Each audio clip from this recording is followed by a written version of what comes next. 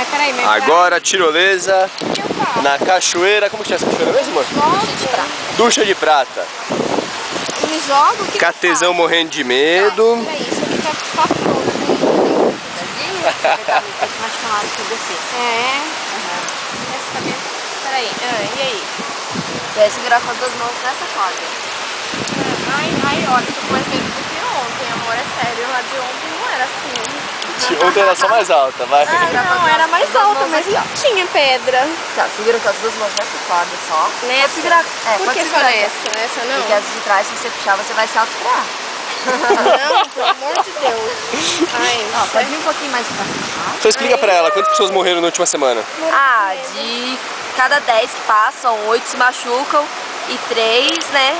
Ela era muito grave, só fica tetraplégico e sai numa boa depois. Isso. Amor, dá um tchau pra câmera e manda ver. Ai, Pode sentar. Sai caminhando pro frente. ai, não dá. Assim. Ah, Sai caminhando. Olha o cagaço. Só você tirar a pé, você já vai. ai, eu vou cair? Já Aí, aí. como vou me parar lá? Então. O poste para você. Pra você. E é muito rápido? Ah, mais ou menos, é gostoso. Ai, que não vou. Ai, meu Deus, eu vou lá. Vai lá. Relaxa, amor, no poste você para, vai lá.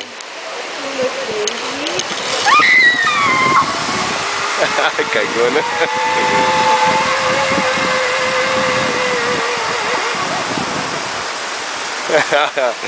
Não é a minha vez, né? Tô tirando sarro dela. Porque tá com medo também? Não, tranquilo.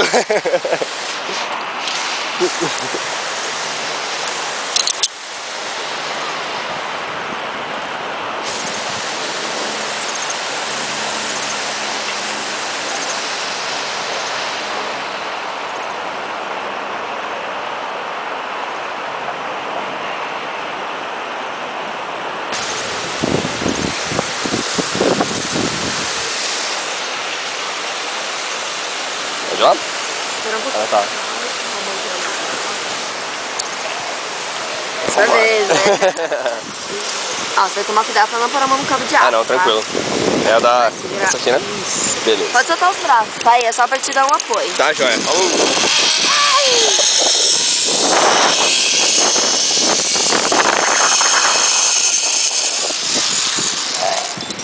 Pronto.